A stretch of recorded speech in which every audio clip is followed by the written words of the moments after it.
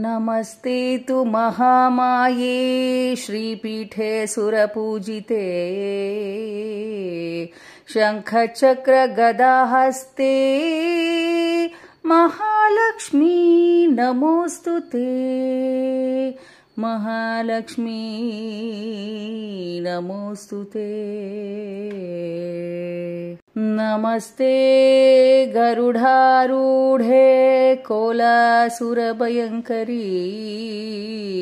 सर्वपापहरे देवी महालक्ष्मी नमोऽस्तुते।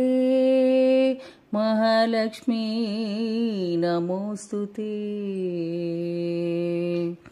सर्वज्ञे सर्ववरदे सर्वदुष्टभयङ्करी सर्वदुःखहरे देवी महालक्ष्मी नमोऽस्तुते। महालक्ष्मी नमोऽस्तुते।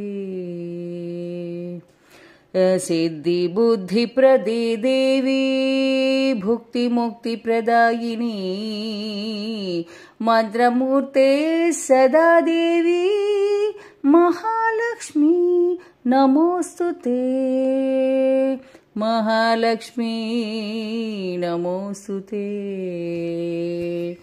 आद्यन्तरहिते देवी आदिशक्ति महेश्वरी योगज्ञे योगसम्भूते महालक्ष्मी नमोऽस्तुते। महालक्ष्मी नमोऽस्तुते।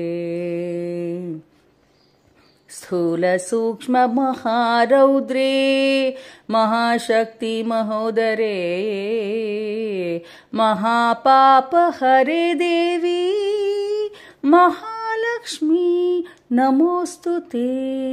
महालक्ष्मी नमोऽस्तुते। पद्मासनस्थिते देवी परब्रह्मस्वरूपिणी परमेशी जगन्मातः महालक्ष्मी नमोऽस्तुते। महालक्ष्मी नमोऽस्तुते। श्वेताम्बरधरे देवी नानालङ्कारभूषिते जगत्स्थिते जगन्मातः महालक्ष्मी नमोऽस्तुते। महालक्ष्मी नमोऽस्तुते। महालक्ष्म्यष्टकं स्तोत्रं यः पठेत् भक्तिमान् नरः सर्वसिद्धिमवाप्नोति राज्यं प्राप्नोति सर्वदा। एककाले पठे नित्यं महापापविनाशनं